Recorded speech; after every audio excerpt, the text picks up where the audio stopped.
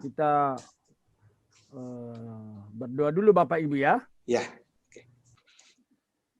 Bapa, kami bersyukur malam ini kami anak-anak-Mu berhenti sejenak dari semua kegiatan kami.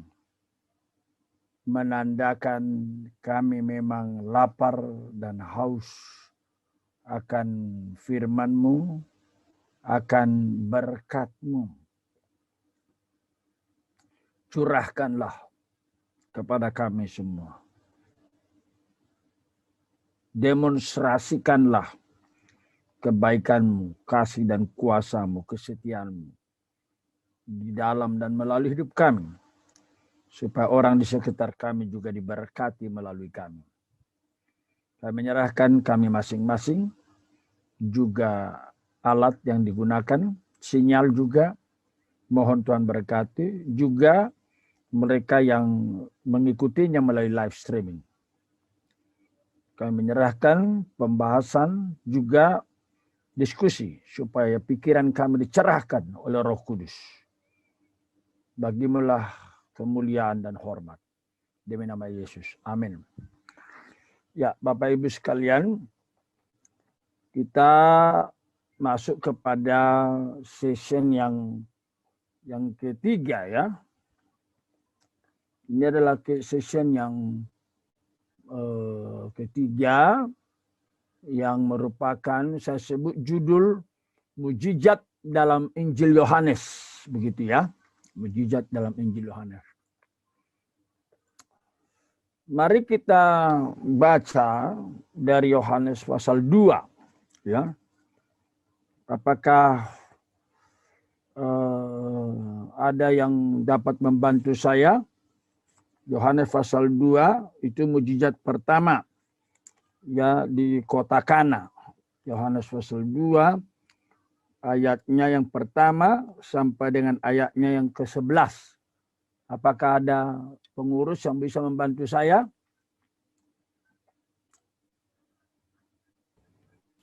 Ya. Baik, saya bacakan dari Yohanes 2 ayat yang pertama sampai ayatnya yang ke-11. Pada hari ketiga ada perkawinan di Kana yang di Galilea, dan ibu Yesus ada di situ. Yesus dan murid-muridnya diundang juga ke perkawinan itu. Ketika mereka kekurangan anggur, ibu Yesus berkata kepadanya, "Mereka kehabisan anggur." Kata Yesus kepadanya, "Mau apakah engkau daripadaku, ibu? Saatku belum tiba." Tetapi ibu Yesus berkata kepada pelayan-pelayan, "Apa yang dikatakan kepadamu, buatlah itu." Di situ ada 6 tempayan yang disediakan untuk pembasuhan menurut adat orang Yahudi. Masing-masing isinya 2-3 buyung. Yesus berkata kepada pelayan-pelayan itu, "Isilah tempayan-tempayan itu penuh dengan air." Dan mereka pun mengisinya sampai penuh. Lalu kata Yesus kepada mereka, "Sekarang cedoklah dan bawalah kepada pemimpin pesta." Lalu mereka pun membawanya.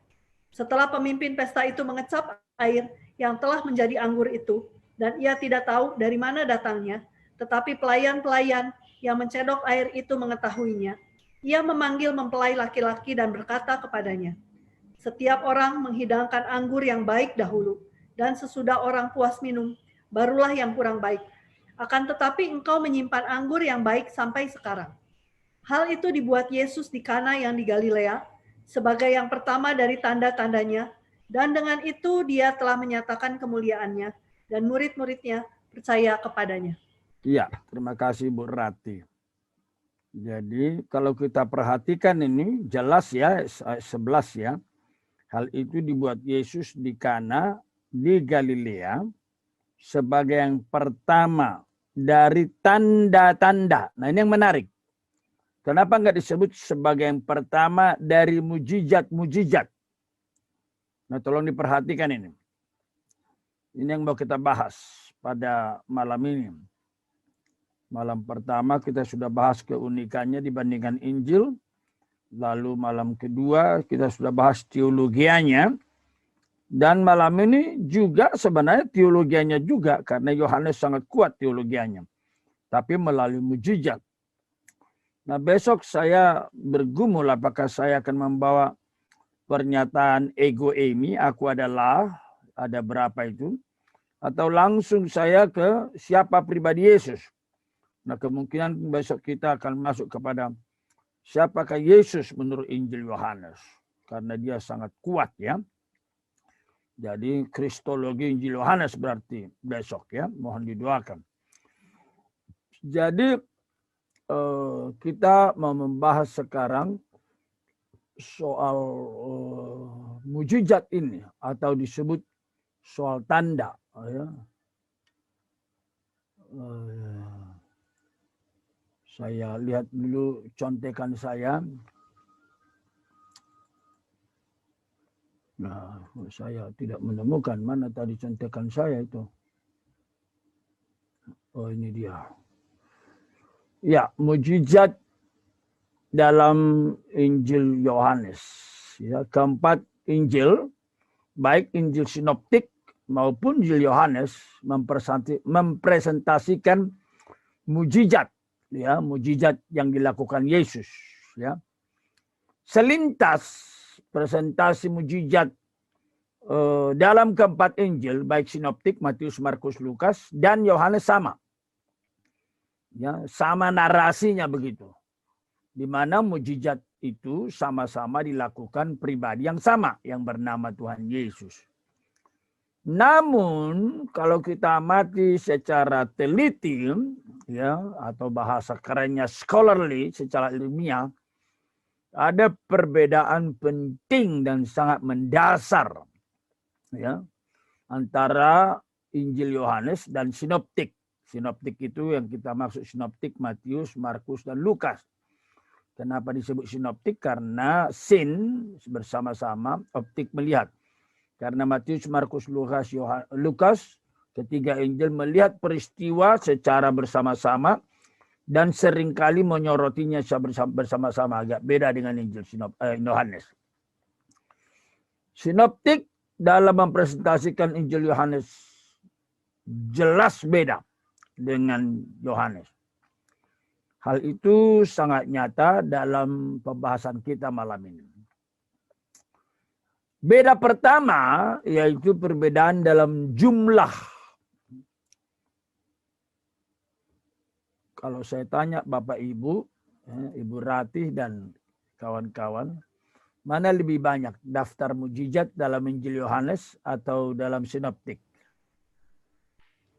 Siapa yang volunteer menjawab?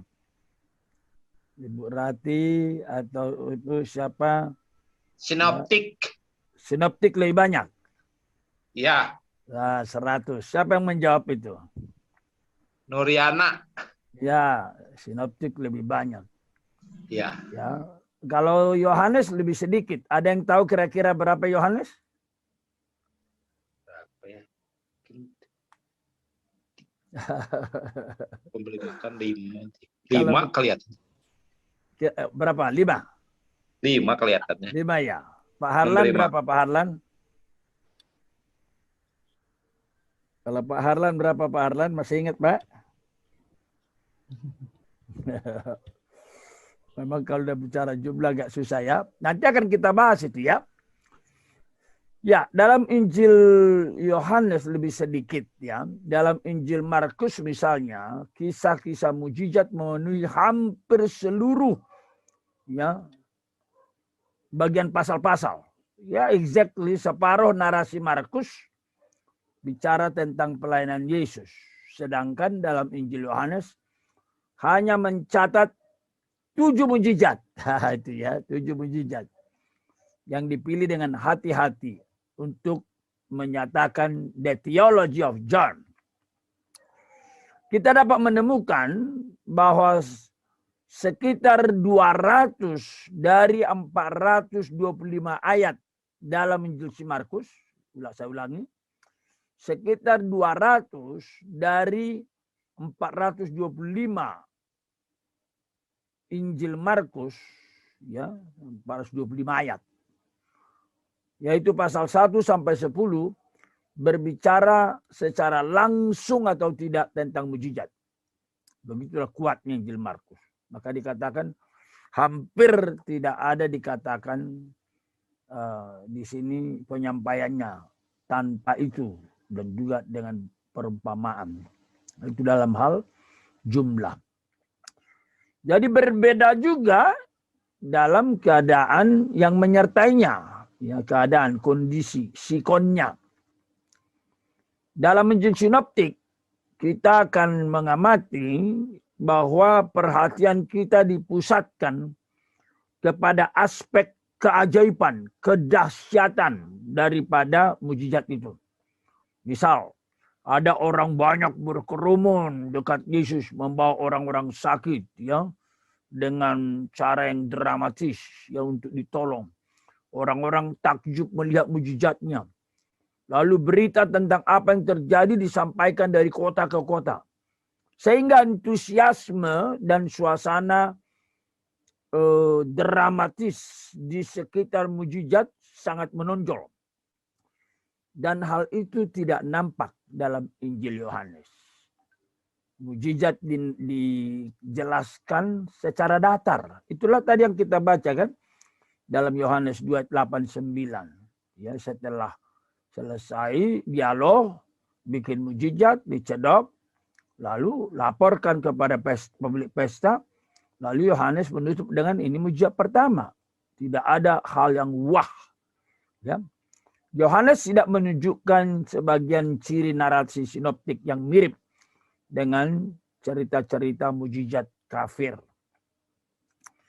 Jadi jumlah berbeda, lalu kondisi wahnya berbeda. Yohanes sangat datar, sangat singkat. Lalu yang ketiga, berbeda juga dalam hal fungsi. Nah, ini yang mau kita bahas malam ini, fungsi.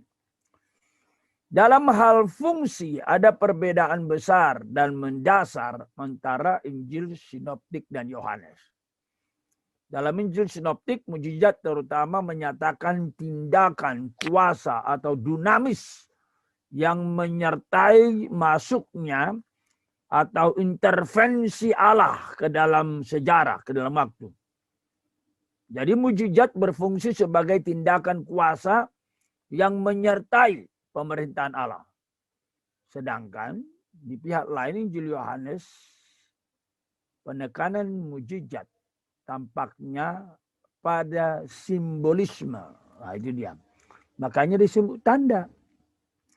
Ibarat kata kalau kita naik kendaraan, ada tanda warna lampu merah. Lalu ada lampu kuning. Lalu ada lampu hijau. Nah, semua itu permainan warna, tapi itu tanda. Jangan kita misalnya, kita bilang, oh warnanya lagi berubah merah, sekian, lalu kita jalan terus. Ya, itu akan tabrakan. Ya, warna kuning sekarangnya kita jalan terus. Warna hijau sekarang kita jalan terus. Ah, ini di Bandung warna-warni ya lampunya ya. Kalau di desa nggak ada warna-warni. Nah, padahal warna-warni itu tanda. Jadi bukan sekedar warna merah yang penting. Itu yang mau dikatakan berhenti. Bukan sekedar warna kuning yang penting. Tetapi perlahan-lahan, hati-hati. Ini kamu mesti rem, ini stop. Begitu. Kalau kita jalan terus, ya tabrak. Nah, itulah sebabnya tadi kita baca di dalam Injil Yohanes dikatakan tadi inilah tanda pertama. Itu tadi kita bacakan ya. Tanda pertama yang dilakukan oleh Yesus di kota Kana di Galilea. Nah, kalau kita lihat pemaknaan tanda, jadi sekali lagi sign bukan miracle. Dalam bahasa Yunani semeion, ya bukan teratos, ya tanda, bukan mujizat. Istilah yang berbeda untuk peristiwa yang sama. Ya. Demikian juga nanti dalam Yohanes 20:31. Masih banyak tanda-tanda. Nanti akan kita lihat ayatnya. Nah, karena dia tanda, maka ini dapat dipahami sebagai tanda yang membedakan. Ya. Yang membedakan, yang membuat dia dikenal. Nah, seorang teolog berkata Whitaker mengatakan, ahli Yohanes mengatakan, tanda menjadi semacam jendela ya bagi semua pembaca Injil Yohanes untuk mengintip, melihat siapa Yesus itu melalui tanda itu. Itu yang pertama dikatakan tanda. Nah kedua, tanda juga dapat berarti satu mujizat yang menyatakan identitas kealahannya. Itu dia. Dia adalah Allah. Kalau positif Allah, kalau negatif ya evil. Ya, jadi ada tanda. Ya, bisa dari si jahat juga itu. Lalu yang ketiga, dapat juga dipahami tanda sebagai sesuatu adanya malapetaka yang akan datang. Nah, yang kita bahas di sini tentu adalah tanda yang menyatakan identitas Yesus. Ya. Nah, kalau kita perhatikan tadi Yohanes pasal 2, ya, itulah kata tanda pertama muncul dalam Injil Yohanes, Yohanes 2. Ya, lalu nanti terakhir kali kata tanda itu muncul di dalam Yohanes 20. Jadi jelas ya. Saya akan tunjukkan kembali ayat tadi. Saya sudah copy buat kita. Nah, hal itu dibuat Yesus di Kana sebagai yang pertama dari tanda-tanda. Ini dia yang pertama dari tanda-tanda. Berarti Rasul Yohanes sudah menunjukkan bahwa tanda bukan hanya satu, tapi ada lebih dari satu tanda-tanda. Dengan itu ia telah menyatakan, nah ini dia, menyatakan kemuliaannya. Nah ini dia. Inilah disertasi doktor saya, menyatakan kemuliaannya. Nah kemuliaan ini lalu dikaitkan dengan murid-murid percaya. Ini menarik ini. Percaya. Ini salah satu tema besar Yohanes adalah percaya. Apa hubungannya antara tanda dan percaya? Nah itulah Yohanes. Artinya apa? Tanda-tanda menyatakan kemuliaannya. Ini menyatakan dirinya sebagai pribadi yang melampaui pribadi, melampaui manusia, melampaui nabi-nabi sekalipun. Ya, maka murid percaya. Itulah Yohanes pasal 2. Jadi sebenarnya kalau kita lihat di dalam Yohanes ini kata tanda, kata percaya. Kalau di ayat 4 kata saat, ya, belum saatnya tiba. Ada 3 tema penting Yohanes ditemukan hanya dalam pasal 2. Ya, yaitu horas, ya hour, lalu semeon, tanda-tanda, sign, lalu percaya, ya, pistis atau pisteo. Lalu Yohanes 20 ini akhir daripada Injil versi satu naskah, ya. Yohanes 20-30 memang masih banyak tanda-tanda lain yang dibuat Yesus di depan mata murid-muridnya yang tidak tercatat di sini. Jadi perhatikannya tanda juga. Jadi sebenarnya maksudnya itu masih banyak mujizat gitu ya. Tolong Bapak Ibu ingat itu. Jadi kita yang belajar Injil Yohanes jelas ya. Masih banyak mujizat lain sebenarnya begitu. Tetapi karena Yohanes secara teologis menjadikan tanda, memperkenalkan fungsi yaitu siapa dia. Jadi jelas nanti kita lihat di sini fungsi itu tujuannya. Makanya dicatat di sini oleh Lembaga Alkitab Indonesia, maksud Injil ini dicatat. Ya, jadi itu dikasih judul. Masih banyak tanda lain yang dibuat Yesus depan mata murid-muridnya yang tidak tercatat dalam kitab ini, ya, 31. Tetapi semua tercantum di sini telah dicatat. Nah, semua tanda-tanda itu maksudnya. Semua yang dicatat, ya semua hanya 3. Hanya 7, sorry. Ya. Supaya kamu percaya. Nah, ini muncul lagi tema percaya. Supaya kamu percaya, jadi itu dia. Nggak ada gunanya kita belajar Injil Yohanes, nggak percaya.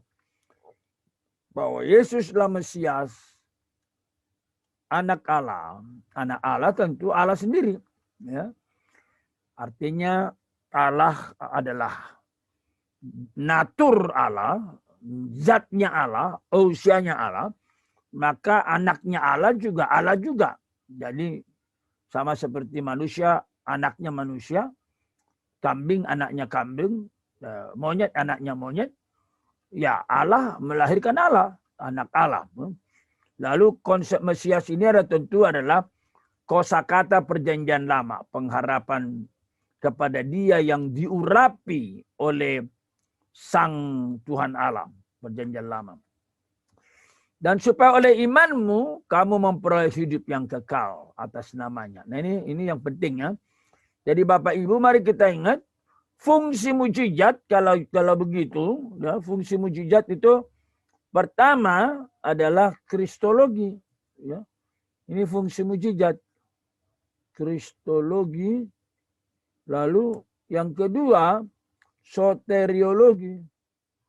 Artinya keselamatan ya. Itulah fungsi mujizat. Puji Tuhan. Jadi kita lihat nih sekarang bahwa kalau kita belajar malam ini akan mujizat, itu kita harus sampai kepada ini. Makin kenal siapa Yesus. Harus begitu ya. Lalu harus makin teguh akan kepercayaannya, imannya kepada Tuhan Yesus. Harus begitu. Kalau tidak ya gagal kita belajar berhari-hari ya. Ya, jadi sekarang kita menganalisis mujizat itu ya. Ada berapa mujizat ya? Sebenarnya saya mau menganalisis Yohanes pasal 2. Cuman saya takut terlalu detail teologis nanti Bapak Ibu nggak bisa mengikuti. Apalagi saya kan nggak lihat wajah Ibu sejauh mana Bapak Ibu melihat mengikutinya. Apakah Bapak Ibu sedang memperhatikan dengan serius? Apakah Bapak Ibu sedang minum kopi? Saya kan tidak tahu. Apakah Bapak Ibu mengerutkan kening atau manggut-manggut? Kan saya nggak lihat. Jadi begitu. Jadi saya putuskan yang sederhana aja. Ya. Ketujuh mujizat yang dilakukan oleh Tuhan Yesus. Yang pertama adalah yang tadi. Mengubah air menjadi anggur. Nah, bagaimana kita memahami ini? Dikatakan tadi, inilah mujizat pertama atau tanda pertama yang dijadikan oleh Yesus di kota Kana di Galilea. Nah, mengapa disebut itu tanda pertama? Nah, kalau kita lihat sebenarnya, saya tadi berdiri di sini, kenapa disebut itu tanda pertama? Karena ya, dalam perjanjian lama ya tanda perkawinan itu merupakan tanda penting ya. Saya tulis di sini perlu diketahui bahwa di dalam perjanjian lama gambaran perkawinan digunakan untuk melambangkan hari-hari mesianik jauh sebelum peristiwa Kana. Nabi Yesaya menubuatkan kedatangan Mesias dengan gambaran perkawinan. Nah, ini dia. Ini saya kutip ayatnya ini ya. Sebab saya kutip dari Yesaya 54. Nanti Bapak Ibu bisa melihat sendiri. Yesaya 54. Sebab yang menjadi suamimu ialah dia yang menjadikan engkau. Tuhan semesta alam namanya. Yang menjadi penebusmu ialah yang Maha Kudus Allah Israel. Dia disebut seluruh bumi. Nah, ini gambaran suami. Ya, jadi konteks mesianis itu digambarkan mengenai dalam hubungan perkawinan. Demikian juga nanti kalau kita baca Yesaya 62. Yesaya 62. Kalau mau nanti ada yang membacanya dari YouTube begitu, bisa studi itu. Ya. Saya tulis selain itu menarik untuk perhatikan bahwa dalam Injil Sinoptik, perkawinan dan perjamuan adalah simbol-simbol yang digunakan oleh Yesus.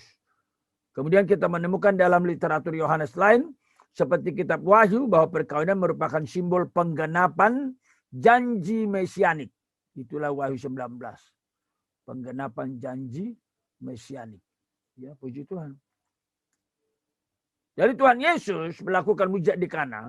Hal itu bukan peristiwa yang terjadi secara kebetulan. Ya, jadi bukan kebetulan. Itu sebabnya Rasul Yohanes yang ditulis 30 tahun kebetulan dapat menghayati itu. Maka dia berkata itu tanda. Itu ada di Taurat itu. Yohanes mengingatkan para pembaca, khususnya murid-murid, kepada tanda-tanda mesianik, sebagaimana telah dibuatkan sebelumnya. Itu yang pertama ya. Lalu yang kedua, saya tulis di sini juga supaya kita bisa melihatnya.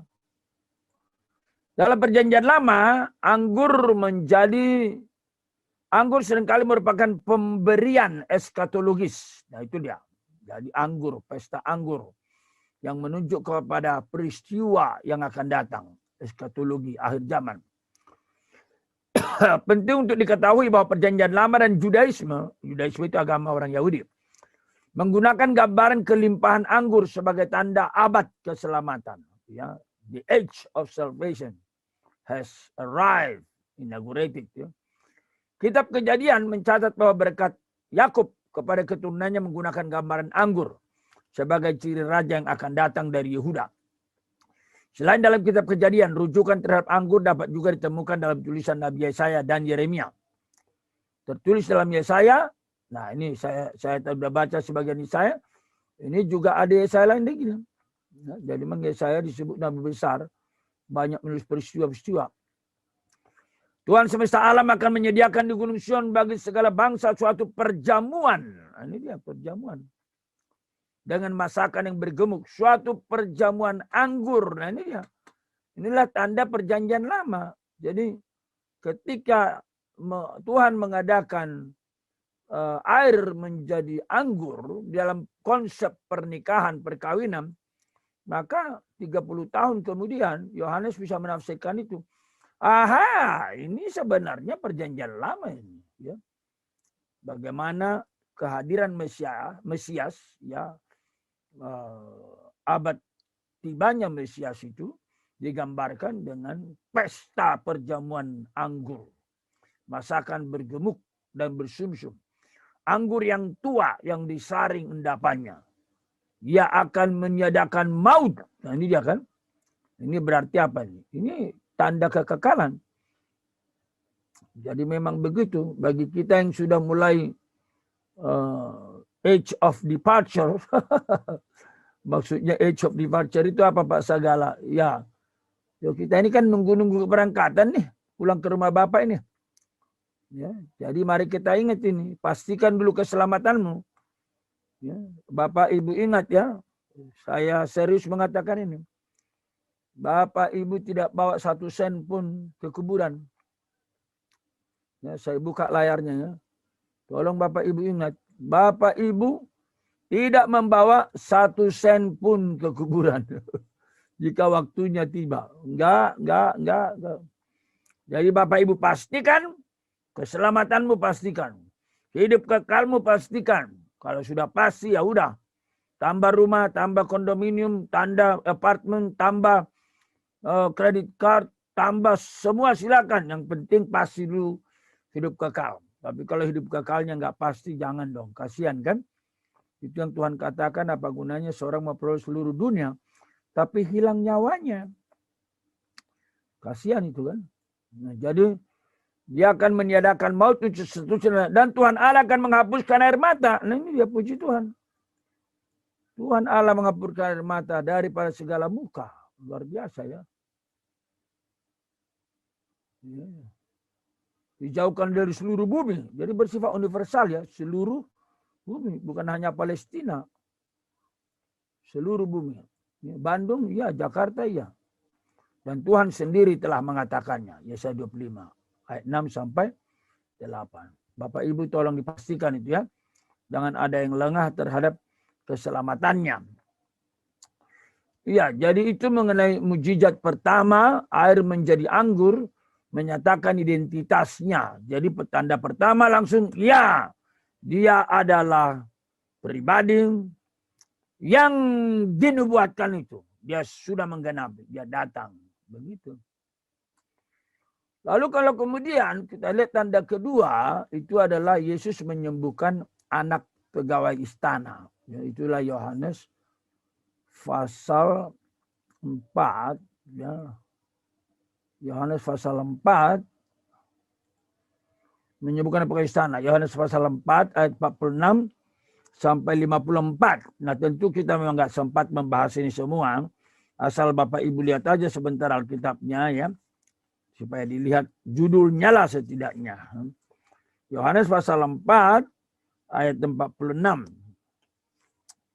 Kita nggak usah dibaca ya, asal kita lihat aja. Ya, 46. Yesus menyembuhkan pegawai istana. Maka Yesus kembali ke Kana di Galilea, di mana yang membuat air menjadi anggur. Nah, ini jadi sambungkannya ya. Peristiwa pertama. Dan di Kapernaum ada seorang pegawai istana, anaknya sedang sakit.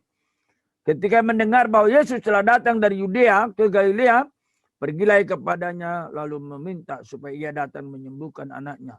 Sebab anaknya hampir mati. Jadi lihat ini, berarti Tuhan Yesus pribadinya sudah makin dikenal oleh masyarakat. Maka sekalipun dia ini adalah orang yang bukan orang biasa, dia langsung datang. Pegawai istana itu berkata kepada Tuhan, datanglah sebelum anakku mati. Kata Yesus kepadanya, pergilah, anakmu hidup. Orang itu percaya akan perkataan dikatakan Yesus kepadanya. Lalu pergi. Nah ini percaya. Dari sini kita lihat percaya kepada sabda Tuhan. Mujizat terjadi. Puji Tuhan, tadi malam kami berdoa untuk orang yang ginjalnya bocor. Setiap kali makan muntah, setiap kali makan muntah. Lalu saya tergerak mengajak semua yang mengasihi dia, kita berdoa melalui Zoom. Lalu puji Tuhan, pasiennya bisa disambungkan, dia ikut berdoa. Lalu kita berdoa bertalu-talu, mohon Tuhan menyatakan mujizatnya. Kalau Tuhan berkenan, lakukanlah. Kalau diserangan dari si setan, kami berdoa Tuhan patahkan, kami perintahkan setan dan kuasanya meninggalkan tubuh orang ini. Tadi pagi saya dengar dari kakak rohaninya, dia sudah segar, wajahnya segar, makan banyak dan tidak muntah. Nah, itulah. Jadi Bapak Ibu jangan pernah ragu berdoa mohon mujizat. Lalu yang ketiga, menyembuhkan orang berpenyakit lumpuh 38 tahun. Nah, ini juga menarik ini. Ya, kalau kita baca nih Yohanes pasal 5 ayat 1 sampai dengan 18 ya, penyembuhan di kolam Bethesda.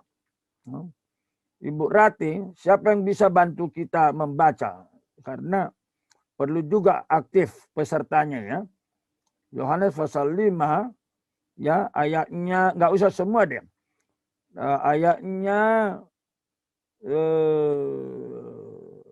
sampai 8. Siapa Ibu Ratu? Ya, saya baca, Pak. Terima kasih, Pak. Di Yerusalem, dekat pintu gerbang domba, ada sebuah kolam yang dalam bahasa Ibrani disebut Bethesda. Ada 5 serambinya.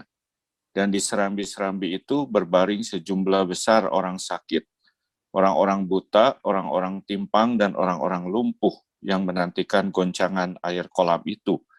Sebab sewaktu-waktu turun malaikat Tuhan ke kolam itu dan menggoncangkan air itu. Barang siapa yang terdahulu masuk ke dalamnya, sesudah goncangan air itu menjadi sembuh, apapun juga penyakitnya.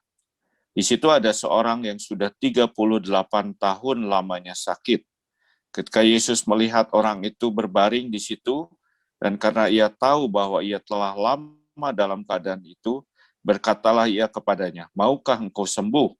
Jawab orang sakit itu kepadanya, Tuhan, tidak ada orang yang menurunkan aku ke dalam kolam itu apabila airnya mulai goncang. Dan sementara aku menuju ke kolam itu, orang lain sudah turun mendahului aku.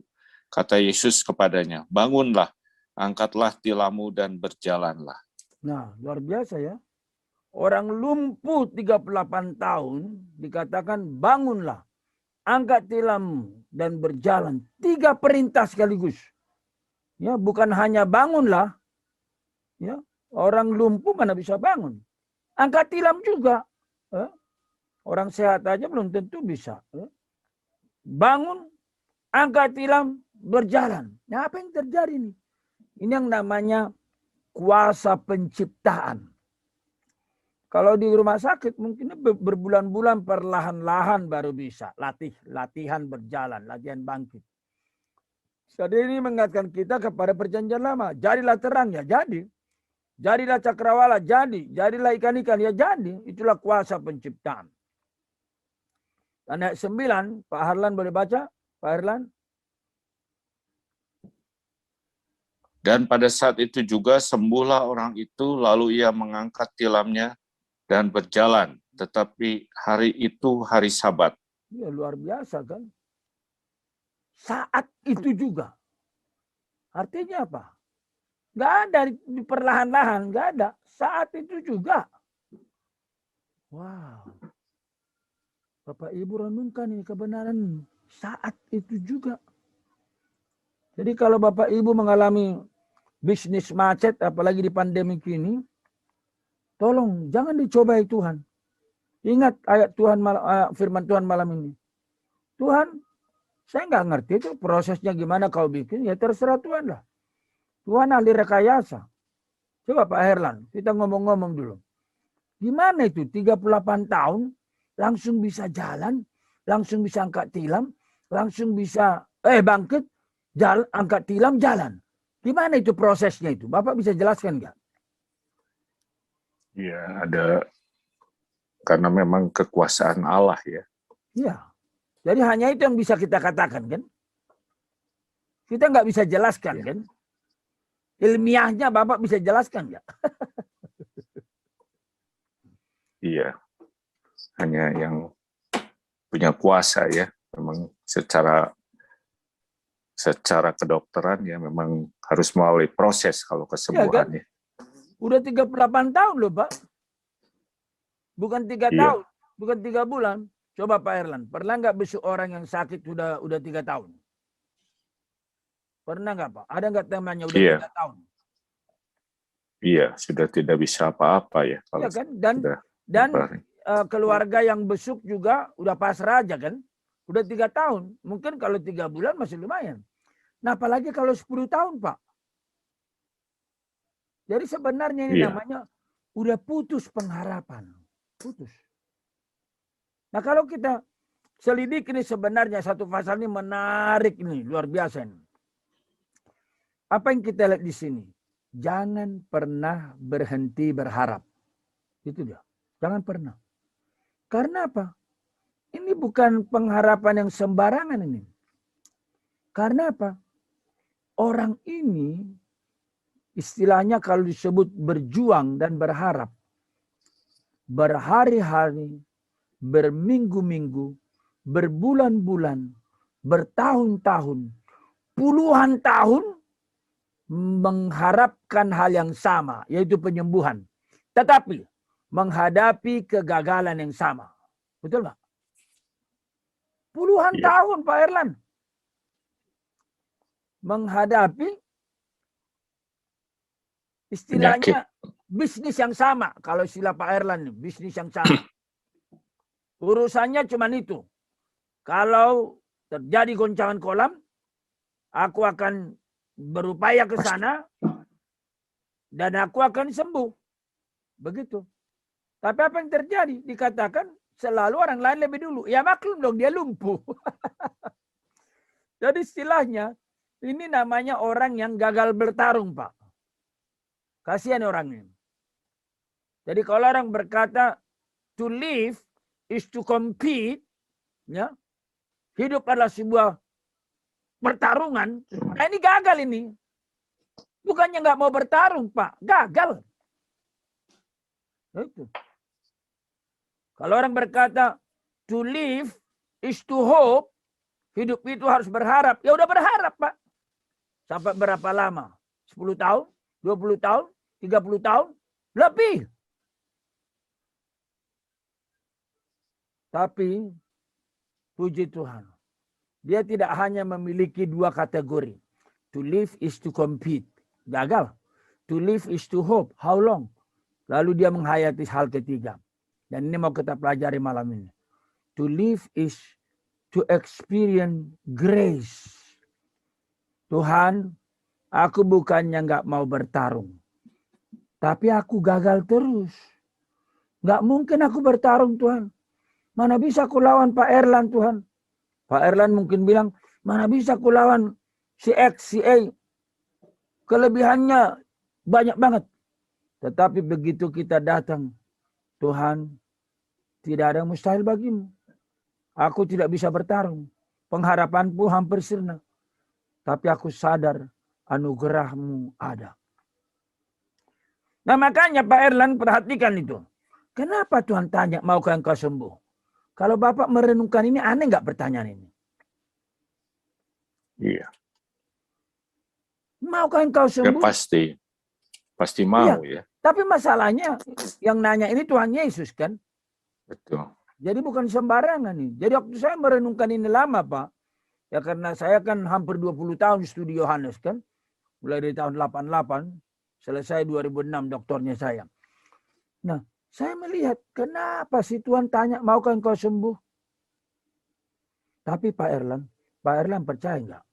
Ada orang tidak mau sembuh dari penyakitnya Pak. Percaya enggak Pak? Orang misalnya homoseks. Udah dinikmati homoseks.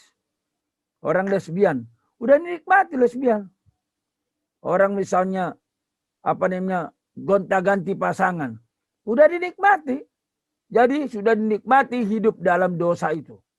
Dalam penyakit tahu sebut. Maka Tuhan berkata, maukah engkau sembuh? Dengan perkataan lain Pak Erlan kita lihat di sini. Meskipun Tuhan Yesus ahli mujizat, ahli rekayasa, dia tidak sewenang-wenang Pak. Ditanya, maukah engkau sembuh?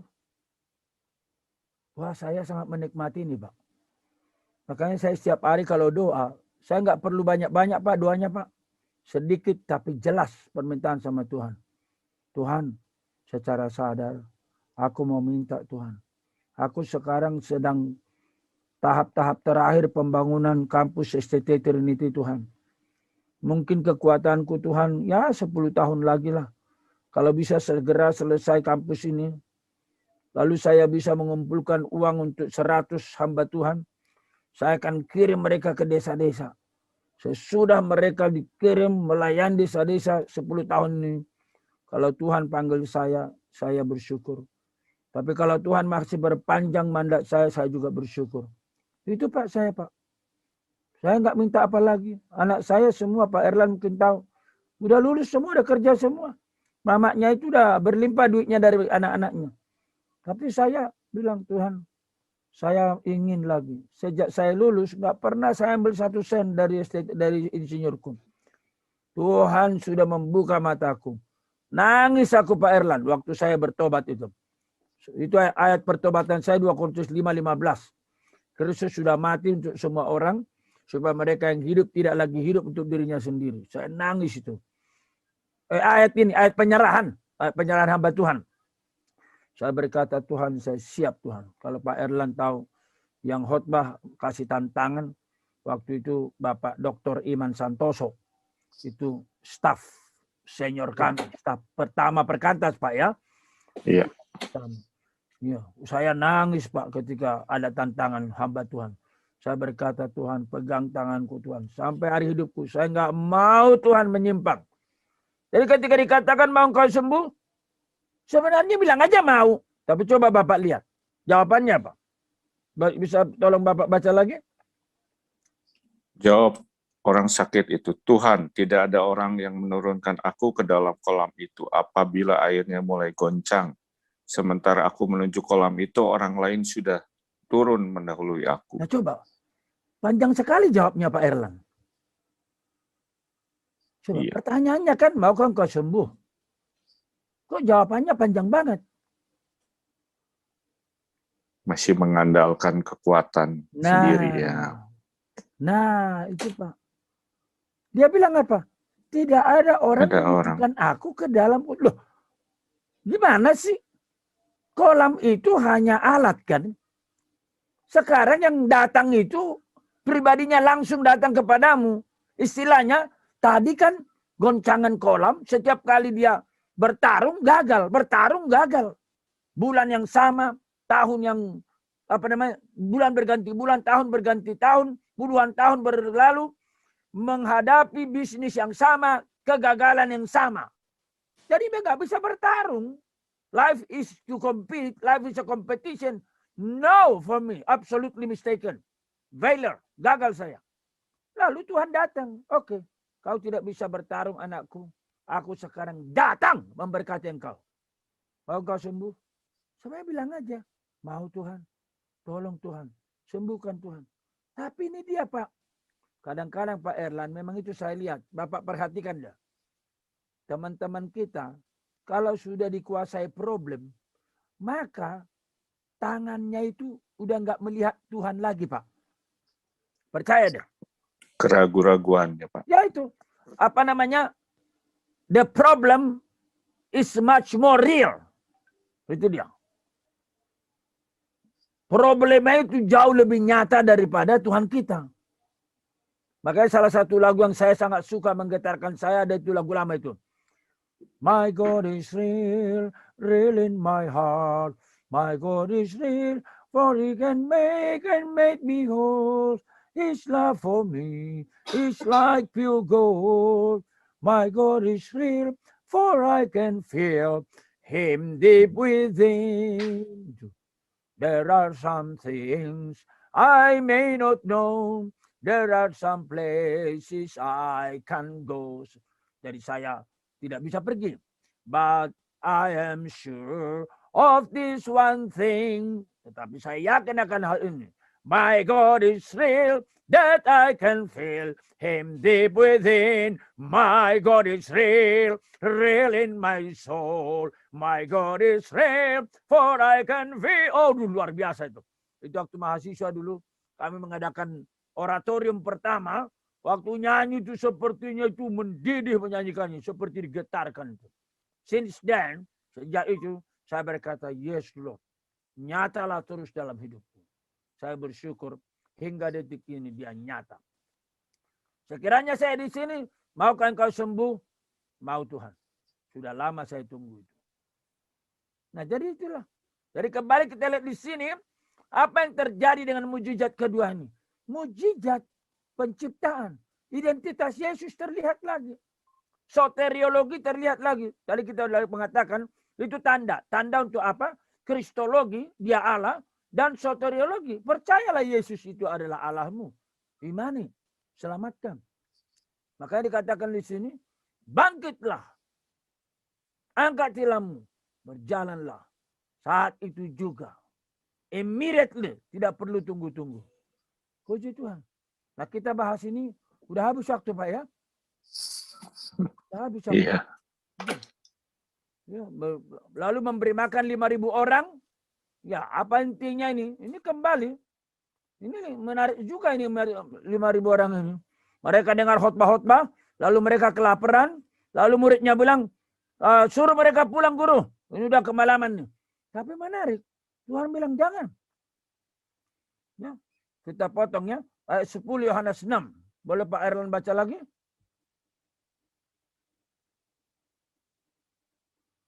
Yohanes 6 ayat 10. Dan 6 ayat 10, kata Yesus, seluruh orang-orang itu duduk, adapun di tempat itu banyak rumput, maka duduklah orang-orang itu, kira-kira 5.000 laki-laki banyaknya. Iya. Dan lalu kemudian dia mengambil roti, mengucap syukur, membagi-bagi kepada mereka, ya lalu mereka kenyang, kumpulkan potongan sisa 12 bakul. Berarti satu suku bisa bawa 1 bakul.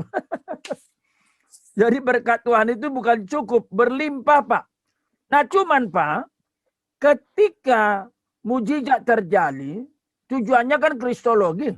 Mereka nggak sampai ke sana Pak. Coba kita lompat sekarang Pak Erlang. Yohanes 6, ayatnya yang ke-22 sampai 24, itu kan orang banyak mencari Yesus kan. Supaya bisa gantian, sekarang saya minta kesian Ibu Ratih deh ya. Supaya enggak Pak Erlan capek terus. Nah, setelah mereka tiba mengejar Yesus, maka Yohanes 6, 25 sampai 27. Tolong deh Bu Rati baca dia. Yohanes 6 ayat 25 sampai 27. Ya. Ketika orang banyak menemukan Yesus di seberang laut itu, mereka berkata kepadanya, Rabi, bila mana engkau tiba di sini? Yesus menjawab mereka, Aku berkata kepadamu, sesungguhnya kamu mencari aku, bukan karena kamu telah melihat tanda-tanda, melainkan karena kamu telah makan roti itu dan kamu kenyang. Bekerjalah, bukan untuk makanan yang akan dapat binasa, melainkan untuk makanan yang dapat bertahan sampai kepada hidup yang kekal, yang akan diberikan anak manusia kepadamu, sebab dialah yang disahkan oleh Bapa Allah dengan meterainya. Nah, coba Bu ya.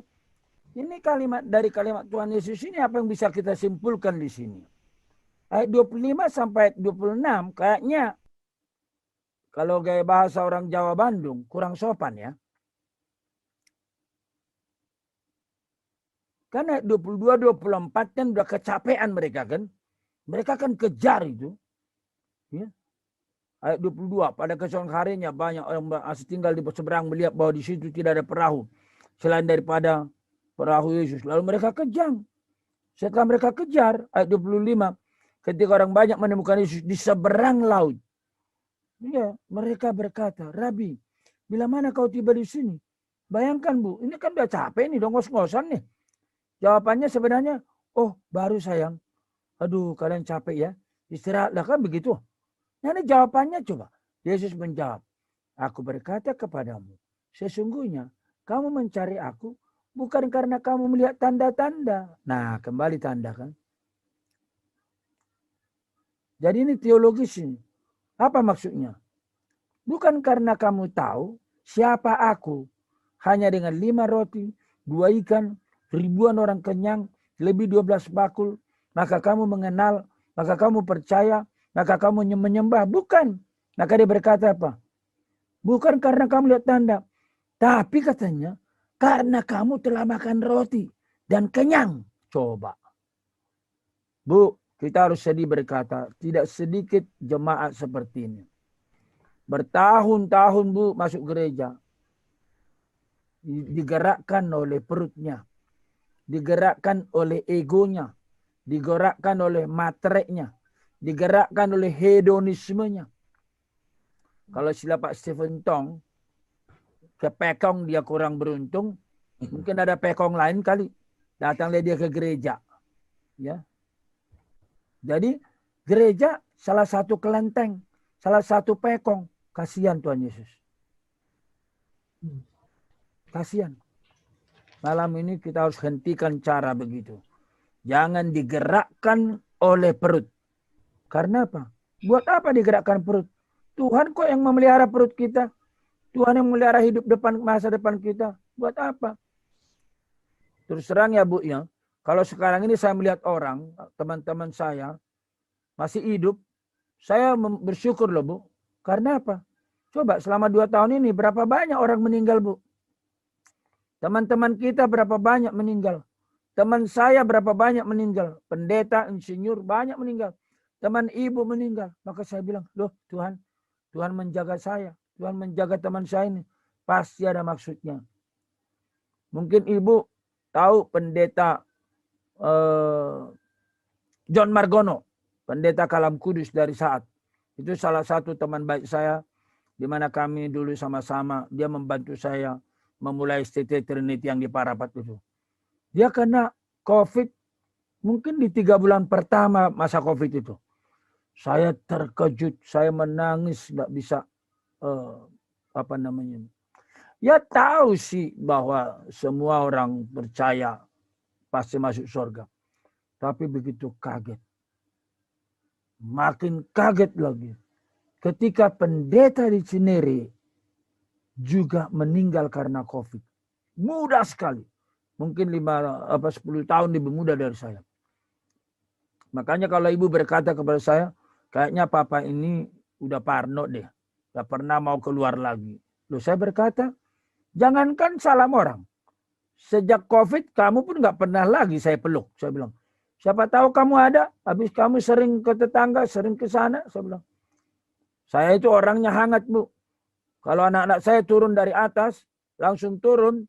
Itu sebelum kalian ke kantor, peluk papa dulu. Cium papa dulu, cepeki. Enggak laki, enggak perempuan. Tapi sejak COVID, no way. Nanti kalian tularkan ke papa. Saya berkata, kecuali Tuhan sudah panggil, saya belum mau mati. Saya bilang gitu. Saya mau jadi berkat bagi banyak orang. Nah ini kalau kita lihat ini, janganlah karena perut. Janganlah karena materi. Janganlah karena menambah kartu kredit. apartemen. Janganlah. Kalimatnya di sini apa? Bekerjalah. Bukan untuk makanan yang dapat binasa. Kita bisa isi ini bukan-bukannya. Bukan menambah duit. Bukan menambah pom bensin. Bukan menambah kondominium. Bukan menambah kapal pesiar. Melainkan untuk makanan yang bertahan sampai kepada hidup yang kekal. Luar biasa. Jadi mujizat ini membawa dia kepada apa? Harusnya mengenal Tuhan Yesus. Soal makanan minuman itu otomatis Tuhan bisa penuhi itu. Lalu yang keenam, Yesus berjalan di atas air. Berarti apa? Dia melampaui alam. Dia menciptakan hukum alam. Archimedes. Kan begitu kan? Hukum Archimedes berkata, berat jenis air, 1. Kalau lebih kecil dari 1 terapung. Kalau lebih besar dari 1 tenggelam. Nah Yesus berat jenisnya berapa? Ya pasti lebih besar dari 1. Kok nggak tenggelam? Dia yang menciptakan hukum. Dia di atas hukum. Saya ulangi. Dia yang menciptakan hukum. Dia di atas hukum. Karena itu Bapak Ibu, jangan pernah bicara hidup nggak logis. Jangan. Saya peringatkan Bapak Ibu. Hidup itu melampaui yang logis. Hidup beriman itu nggak logis, Bu. Di mana logikanya? 5 roti, 2 ikan, kenyang puluhan ribu orang. 5.000 laki-laki kan. Belum dihitung perempuan, belum dihitung remaja, sekolah minggu. Coba Ibu Rati saya tanya itu. Di mana logikanya itu? Puluhan ribu orang kenyang dengan 5 roti 2 ikan. Gimana Ibu menjelaskan itu dengan mati-mati Ibu ini? Ibu kan ngatur dapur itu. 5 roti, 2 ikan, tamunya nggak usah 10.000 deh, 5.000 aja deh. Nggak bisa Pak, dompet saya jebol sebulan Pak. Nah, jebol kan? Nggak ada logikanya kan? Makanya Bu, jangan pakai logika beriman ini. Maksud saya bukannya dibuang logikanya, bukan. Melampaui logika. Hidup beriman itu ketika akal-akalan kita, ketika hitung-hitungan kita sudah mentok, langsung kita berkata, puji Tuhan. Hitung-hitunganku sih mentok. Tapi aku tahu ada Tuhan di sorga. Ke kiri mentok. Ke kanan mentok. Ke depan mentok. Ke belakang mentok. Bisa ke atas. Lihat ke atas. Enak sekali ya. Kalau kita bicara mujizat ini Bu. Dan ingat ini. Mujizat ini bukan sekedar mujizat. Supaya kita makin mengenal dia. Ku kagum hormat akan Engkau. Ku kagum hormat akan Engkau. Supaya begitu. Makin hari hati kita makin mendidih. Militansi, cinta kita. Ya kayak ibu lah. Makin hari sama bapak kan mesti harus makin cinta kan. Jangan biarkan makin dingin Bu. Harus makin hangat. Ya, meskipun cuma pegang tangannya langsung kesetrum. Itu yang bagus itu. Kalau nggak begitu, minta sama Tuhan Bu. Tuhan, berikan aku cinta yang kesetrum. Seperti kata Pak Sagala itu. Oh iya Bu. Kita ini kalau udah usia 60 ke atas, kan fungsi-fungsi tertentu tidak menonjol lagi. Tapi fungsi cinta kasih. Fungsi kesetiaan. Hanya mata berpandangan. Ya, mata berpandangan, hati beradu. Oh, misteri terjadi. Oh, dahsyat itu. Lalu yang terakhir supaya kita ada diskusi. Mohon maaf terlalu panjang. Yesus membangkitkan Lazarus. Nah, masih ada satu di sini. Yesus mencelikkan mata orang buta. Itu Matius 9. Yohanes 9. Lalu Yesus membangkitkan Lazarus. Lalu saya katakan tanda ke-6 dan ke-7. Tanda ke-6 berarti orang buta melihat. Berarti melihat terang. Tanda ke-7 membangkitkan Lazarus. Berarti mati. Berarti hidup. Lalu saya tulis terang dan hidup. Itu adalah 2 tema di perjanjian lama. Allah itu adalah terang. Allah itu adalah hidup. Dan Yohanes 1 berkata, terang yang sesungguhnya sedang datang ke dalam dunia. Dialah hidup, dalam dia ada hidup. Dialah terang. Nah, karena dia adalah terang dunia, dia membuktikan dengan simbol orang yang buta sekarang melihat secara fisik. Tapi secara rohani, terang yang sesungguhnya bukan sekedar mata jasmani. Demikian juga dialah hidup. Hidup yang kekal. Bukan sekedar hidup seperti sekarang. Tapi dia buktikan dialah sumber hidup. Melalui orang mati bisa hidup. Nah, karena itu dari situ kita bisa melihat. Dialah hidup yang kekal itu. Dan kalau kita lihat Yohanes 11 ini juga dahsyat ini. Ini juga dahsyat ini. Kita baca sedikit ya.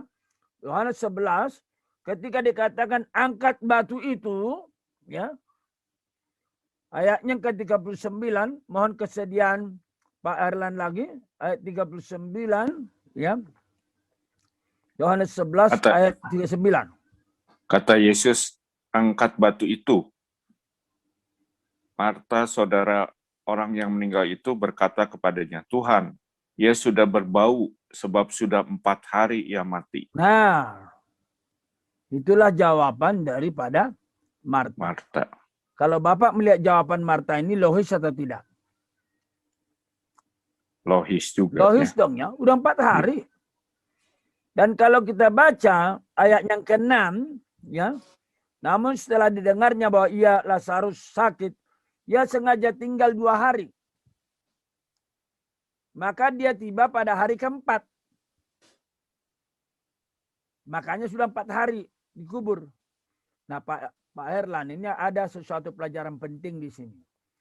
Dalam kebudayaan orang Yahudi, nggak tahu saya kalau Chinese. Dalam kebudayaan orang Yahudi, hari pertama, roh orang itu masih di situ. Hari kedua, masih di situ. Hari ketiga, masih di situ. Setelah itu, rohnya meninggalkan dia. Disitulah dia benar-benar sudah mati. Bagi orang Yahudi, entah gimana pun caranya, sekecil apapun pengharapan itu, pada hari pertama, kedua, ketiga, masih ada kemungkinan orang itu hidup. Kalau tidak hidup secara jasmani, ya rohnya masih bisa diajak komunikasi. Tetapi kalau udah lewat 3 hari, tidak ada komunikasi. Dia sudah mati, rohnya sudah meninggalkan. Nah, yang menarik adalah mengapa Tuhan menunda 2 hari. Maka dikatakan, supaya kamu percaya. Itu kalau kita baca kisah yang panjang ini. Dengan perkataan lain, bukan kebetulan ini. Supaya kamu betul-betul tahu, no more hope. Tidak ada pengharapan. Kalau tadi masih ada pengharapan 38 tahun. Lumpuh. Ini benar-benar zero pengharapan. Tetapi di dalam zero pengharapan, Tuhan berkata seperti ini, angkat batu. Di satu sisi Pak Erlan, atau mungkin perempuan lebih menghayati. Menurut Ibu Rati, pengen banget nggak Marta Maria saudaranya hidup? Nah, pastinya pengen sekali, Pak. Pasti pengen sekali. Saya senang cara Ibu. Pasti pengen. Apalagi kalau kita lihat dalam budaya Yahudi, kalau ayah sudah meninggal, maka ketika saudara laki masih ada, maka masih dihargai di masyarakat. Tapi kalau ayah sudah meninggal, saudara laki pun sudah meninggal, sejak saat itu dia tidak ada lagi nilainya di masyarakat. Nah, ketika Tuhan datang, sebenarnya pastilah dia. Tapi tidak masuk di akal dia. Angkat batu. Loh, udah 4 hari. Sekiranya kau tiba tidak terlambat, saudaraku tidak akan mati. Itu kalau kita lihat di depan itu. Ya. Ayatnya ke-32. Setibanya Maria di tempat Yesus berada dan melihat dia, tersungkurlah di depan kakinya dan berkata, Tuhan, sekiranya engkau ada di sini, saudaraku pasti tidak mati. Itu dia. Dengan perkataan lain, Maria, Marta, keduanya sudah berkata, aduh Tuhan, kau terlambat Tuhan. Sudah selesai pengharapanku. Tapi sekali lagi malam ini, mari kita pegang ini. Supaya STUJK kita ini merubah hidup kita bukan hari ini saja. Bukan minggu ini saja. Bukan tahun ini saja. Sampai kita dipanggil pulang. Mari kita ingat. Hidup melampaui logika. Hidup beriman melampaui, bukan nggak masuk akal, melampaui akal. Karena itu seperti tadi Pak Erlan katakan, jangan pernah andalkan dirimu. Jangan pernah andalkan hitung-hitunganmu. Boleh pakai semaksimalnya. Seperti pernah Abraham Lincoln berkata, pikirkanlah segala pekerjaan Tuhan maksimal dengan otakmu. Tapi selebihnya, lakukanlah dengan imanmu. Berharap, bersandar kepada Tuhan. Yeremia 17 ayat 7 berkata, diberkatilah orang mengandalkan Tuhan, yang menaruh harapannya pada Tuhan. Ia seperti pohon ditanam di tepi aliran air, merambatkan akar-akarnya ke batang air, yang tidak khawatir dalam tahun kering, tidak berhenti menghasilkan buah, yang daunnya tetap hijau. Apa saja diperbuatnya berhasil. Wow. Mari Bapak Ibu kita ingat, berkat Tuhan tidak tergantung musim. Di musim kering, musim apapun, Tuhanmu sayang kepadamu. Ketika dikatakan di sini, angkat batu ini, mestinya langsung, yes Lord, thank you. Jangan dikatakan sudah berbau. Maka Tuhan berkata, boleh Ibu Rati baca ayat 40? Ya. Ayat 40, jawab Yesus, bukankah sudah kukatakan kepadamu, jikalau engkau percaya, engkau akan melihat kemuliaan Allah. Nah, jikalau engkau percaya, perhatikan Bu, bukan jikalau engkau pakai logika, bukan jika engkau pakai kalkulasi, bukan jika engkau semua, bukan jika-jika itu. Tetapi jika engkau percaya, engkau akan melihat kemuliaan Allah. Kiranya semua Bapak Ibu yang hadir malam ini di STUJK, baik yang mendengar melalui live streaming, nanti sesudah diupload, percayalah dan lihatlah kemuliaan Allah. Alami mujizat Tuhan, jangan sekali setahun, jangan sekali sebulan. Tiap hari minta mujizat, biar Tuhan melaksanakannya bagimu sesuai dengan kehendaknya. Dan setelah itu, kenali dia, kasihi dia, sembah sujud dia, layani dia. Amin. Saya kembalikan ke moderator. Iya. Terima kasih sekali Bapak Pendeta Mangapul Sagala untuk pengajarannya pada malam hari ini. Baik Pak, mungkin sebelum kita masuk ke dalam tanya jawab, boleh saya minta untuk Bapak sekali lagi menutup di dalam doa terlebih dahulu. Baik, mari kita berdoa. Bapa, sungguh kami bersyukur setiap kali kami mendengarkan firman ini. Benar ya Tuhan, firman-Mu lebih mahal dari ribuan keping emas sekalipun. Firman-Mu pelita bagi kaki kami, terang bagi jalan kami. Karena itu terang, berkati semua anak-anak-Mu yang telah mendengar, merenungkan firman-Mu, baik di Zoom, baik di live streaming. Berkati berkelimpahan. Kalau selama ini sudah mengalami, Tuhan lanjutkan.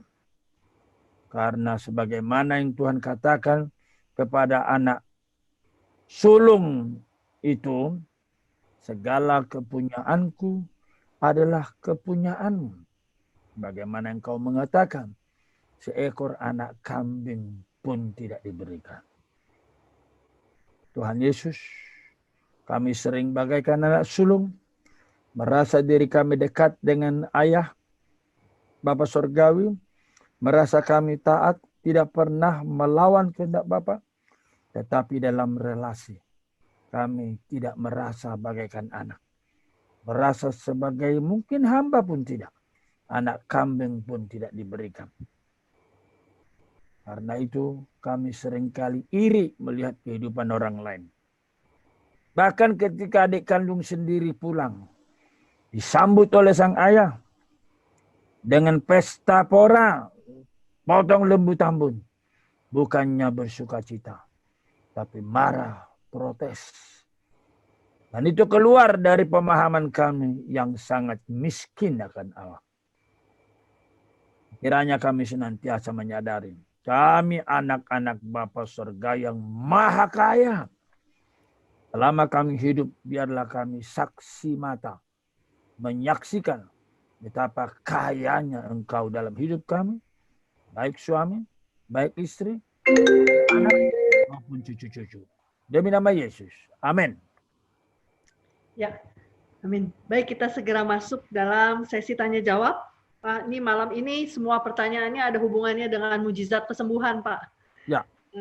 Baik, saya bacakan pertanyaan pertama. Sehubungan dengan mujizat kesembuhan, apakah model-model penyembuhan seperti yang dilakukan oleh Pak Andi Simon dan ibadah penyembuhan massal oleh pendeta-pendeta tertentu, apakah masih berkesesuaian dengan konsep Alkitab? Mohon pencerahannya. Kalau saya jawabnya, Bu, tidak pernah ada di dalam Alkitab ibadah kesembuhan. Nggak pernah ada itu. Sejauh yang saya studi, saya ini kan doktor biblika, bukan sistematika, dogmatika, bukan misi, bukan pastoral. Saya doktor ayat-ayat. Begitulah, karena yang saya baca itu hanya ngelotok dengan ayat-ayat. Saya nggak pernah melihat Tuhan Yesus mengadakan ibadah penyembuhan. Yang ada adalah Tuhan mengajar, itu toh. Setelah Yesus mengajar, ada orang-orang yang memerlukan penyembuhan, lalu dia sembuhkan. Nggak pernah dia berkata, datanglah beramai-ramai, maka yang sakit aku sembuhkan, buta melihat, tuli mendengar. Jadi mohon maaf, kesembuhan-kesembuhan seperti itu, ya kita kritis saja melihatnya. Kalau saya bilang begitu, apalagi nanti kalau ujung-ujungnya duit, Bu Rati. Kan ujung-ujungnya duit. Itu. Apa ubahnya kayak si Ponari, Bu? Ibu masih ingat si Ponari? Iya. Anak kecil itu. Jadi hati-hatilah, hati-hati. Kalau menurut saya sih ya kalau kita udah melihat firman Tuhan ini, Bapak Ibu bisa berdoa kesembuhan kok. I challenge you, start from tonight. Mulai malam ini. Belajarlah beriman kepada Tuhan Yesus. Bila perlu nanti kita bikin session mengenai mujizat. Bagaimana mengalami mujizat. Ya. Belajarlah beriman. Karena apa? Ada yang namanya itu kok latihan beriman ada kok, Bu. Ya. Latihan belajar aja ada SD, SMP, SMA. Apalagi beriman. Jadi the school of faith saya kira itu along of our life. Jujur aja Bu Rati, sekitar 5 tahun terakhirnya aja saya terbuka sama mujizat. Padahal dulu saya merasa saya dipengaruhi oleh khotbah. Kalau imanmu besar, kamu tidak terlalu minta mujizat-mujizat. Hanya orang yang lemah imannya yang minta mujizat. Saya dipengaruhi oleh khotbah-khotbah tertentu lah. Lihat itu Yohanes Pembaptis. Tidak ada mujizat satu pun dilakukannya. Tapi apa yang dikatakannya tentang Yesus benar. Nah kayak begitu. Lihat itu Tuhan Yesus. Dia setia sampai mati. Maka lihat di kayu salib setelah dia setia taat. Tidak ada mujizat. Dia mati begitu aja. Nah ini lalu saya pikir. Oh kalau begitu yang imannya besar nggak perlu mujizat. Saya begitu Bu. Makanya Ibu tahu nggak? Salah satu lagu yang paling saya nggak suka tahu nggak Bu? Yang itu loh Bu. Dan Mujizat nyata. Mujizat nyata. Nah itu. Hanya satu yang dia minta agar kita percaya sampai mujizat menjadi nyata. Tahu nggak Bu? Sekitar 5 tahun lalu. Kalau saya dengar lagu itu, saya langsung istilahnya, aduh kecewa bukan main. Karena apa? Kalau imanmu kuat, kamu tidak begitu. Kira-kira begitu. Makanya saya pernah khotbah Bu, mungkin Ibu nggak percaya, karena saya temperamennya sangat terbuka. Pas saya mau khotbah, lagu itu dipilih oleh WL. Nah, begitu saya doa pembukaan, amin, langsung saya marah-marah. Ini lagu kalian aneh deh. Masa sih lagunya begini? Hanya satu yang dia minta agar kita percaya sampai mujizat menjadi nyata. Nah kalau nggak terjadi mujizat gimana?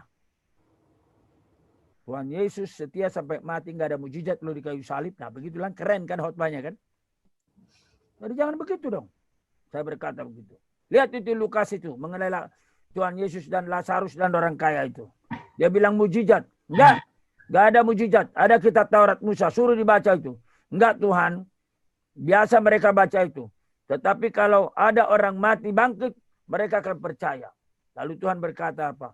Kalau mereka tidak mau percaya kepada Taurat Musa, maka mereka tetap tidak percaya. Sekalipun ada orang mati bangkit.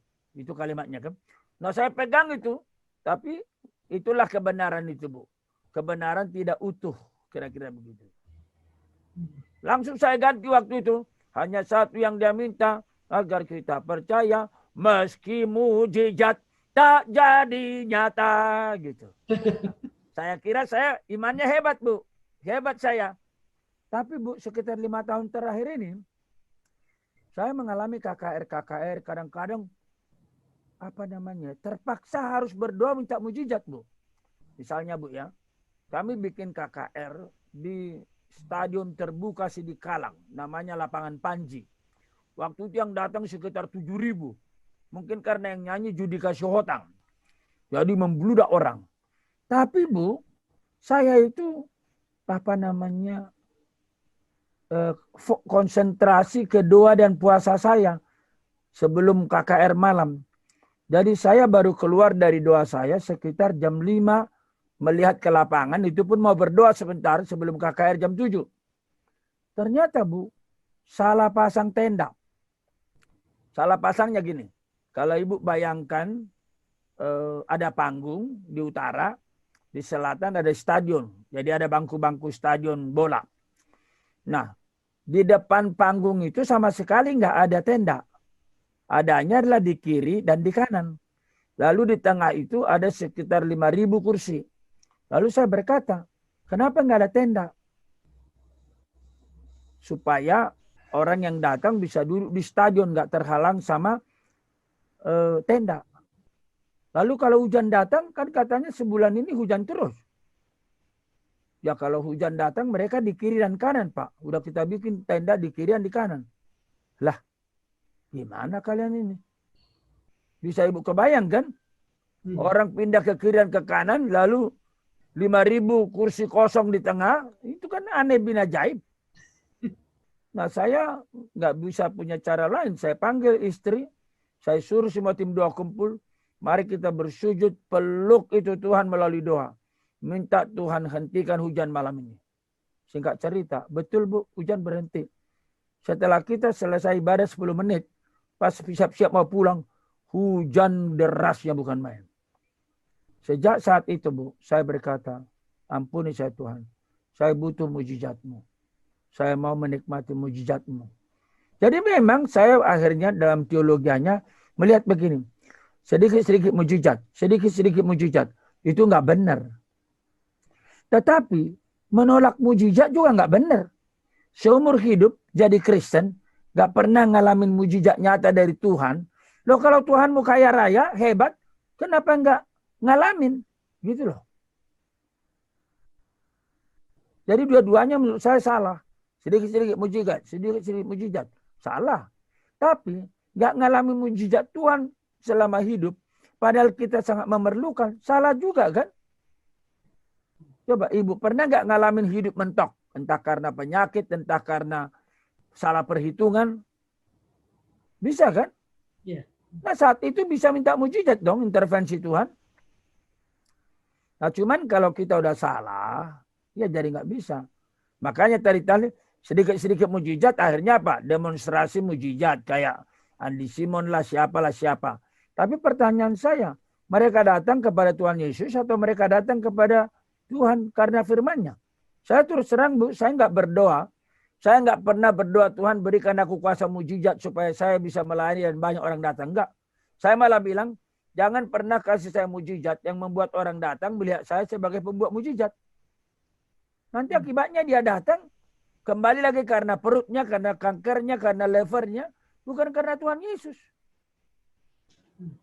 Begitu Bu. Maaf kalau saya agak panjang menjawabnya. Iya. Apa-apa Pak. Jadi mujizat itu sebenarnya yang membawa kita datang justru kepada Yesusnya. Tapi ini Iya justru datang karena mujizatnya gitu ya, Bukan Pak ya. karena mujizatnya. Iya. Jadi kalau kita hubungannya udah dekat dengan Tuhan Yesus, ya udah Bu, minta aja. Makanya saya bilang mulai malam ini, kalian latih beriman Bu. Latih.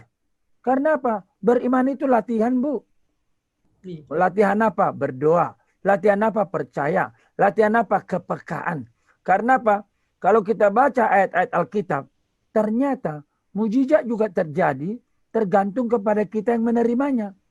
Jadi ada mujizat tanpa tergantung kepada objeknya, Tuhan menyembuhkan. Tapi ada juga mujizat yang Tuhan izinkan kita membuka diri gitu loh. Maukah engkau sembuh kayak gitu tadi? Iya. Begitu, Bu. Iya. Nah, baik Pak, kita masuk ke pertanyaan kedua ya. Tentang orang lumpuh yang disembuhkan. Pertanyaan saya, sudah 38 tahun dia menderita, tidak ada orang mau menolongnya, membawanya ke kolam Bethesda. Apakah di sekitar orang lumpuh tersebut tidak ada yang tergerak untuk menolong? Andai kata ada yang menolong, mengangkatnya ke kolam Bethesda, mungkin dia tidak akan menderita lumpuh selama itu.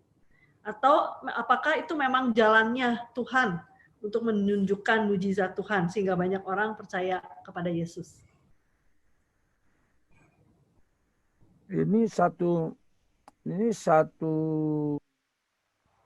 pertanyaan yang bagus ini Bu ya. Saya juga melihat sisi ini. Inilah menunjukkan sebenarnya betapa orang lumpuh ini bukan hanya lumpuh secara jasmani, lumpuh juga secara relasi. Benar banget yang bertanya ini. Sekiranya ada orang yang peduli, masa sih sampai 38 tahun? Tapi menurut Ibu, ini sesuatu keheranan atau yang bisa terjadi di zaman yang ignoring, yang cuek? Iya. Ya mungkin nggak ada orang yang mau meluangkan waktu untuk nungguin gitu ya Pak ya. Karena Nah, itu dia. kan goncangnya nggak tahu kapan kan. Ya, betul. Betul. Jadi maksud saya, kalau kita hidup di zaman yang agak cuek, istilahnya tidak mau menolong sampai ke tingkat berkorban, nggak heran kan? Bu, salah satu kalimat yang saya nggak suka dengar di gereja itu apa? Nggak usah repot-repot. Gitu. Jadi beberapa kali orang bilang sama saya, Pak Sagala pulang dari Singapura ya? Iya. Jadi waktu saya masih kuliah di Singapura. Saya bisa minta tolong nggak? Oh bisa. Tapi merepotkan nggak? Saya jawabnya tak apa Bu? Ya repot dong pasti. Oh kalau gitu nggak usah deh. Loh, masa sih nggak repot Bu? Cuman saya kan orangnya apa adanya Bu. Ya, jadi merepotkan nggak? Ya repot juga sih saya bilang. Misalnya kalau kita bawa 10 kilo bawaannya. Nah itu udah berkurang 10 kilo kan? Belum lagi di mana jemputnya. Di Tampines. Ya jauh amat. Misalnya kayak gitu. Nah cuman bagi saya Bu. Kalau kita mau menerapkan kasih di gereja. Harus rela repot kan? Makanya saya bilang sama teman saya gini. Kamu tidak mau merepotkan saya. Itu satu hal. Cuman saya khawatir adalah apa? Kamu juga tidak mau saya repotkan untuk menolong saya. Itu saya bilang. Jadi memang Bu, ini sesuatu pergumulan kita lah. Jadi pertanyaan Bapak ini mengingatkan saya supaya kita lebih peduli lagi. Seberapa care sih kita dengan tetangga. Atau nggak usah tetangga deh. Sesama peserta STUJK ini aja. Seberapa care kita. Jangan-jangan kita ini ada yang istilahnya berkelimpahan, tapi ada orang yang sebenarnya senyumnya aja yang berisi, sebenarnya di dalamnya merana. Nah itu dia. Kalau saya sih ngelihatnya pertanyaan Bapak ini menggambarkan realita masyarakat yang sakit. Begitulah. Begitu Bu. Iya. Baik Pak. Jadi kalau menolong kita sebagai sesama saudara dalam Kristus harus keluar dari zona nyaman kita gitu ya Pak ya. Persis. Harus berani Bu, harus berani. Karena apa ya, Tuhan Yesus berdarah-darah kok Bu. Berdarah-darah. Kalau saya intinya begitu, kita tulis saja nanti di kertas. Kalau nggak mau direpotin, jangan bicara kasih. Kalau bicara kasih, mulai belajar mau direpotkan, mulai dari hal kecil sampai berdarah-darah. Begitu. Ya itulah teladan Tuhan kita kan. Iya. Ya. Baik Pak, kita lanjut lagi ya ke pertanyaan berikut. Selanjutnya, bagaimanakah menjelaskan bahwa pada saat ini sepengetahuan saya hanya terjadi mujizat penyembuhan, tapi mujizat mencelikan mata orang buta dari lahir, terlebih lagi membangkitkan orang mati, sepertinya tidak pernah terjadi lagi. Apakah mujizat itu hanya bisa dilakukan oleh Tuhan Yesus saja? Dalam kenyataannya enggak. Bapak ini salah itu. Ya, itu pengalaman Bapak. Kalau begitu, jangan mengatakan akan begitu. Kalau Bapak baca, sebentar ya.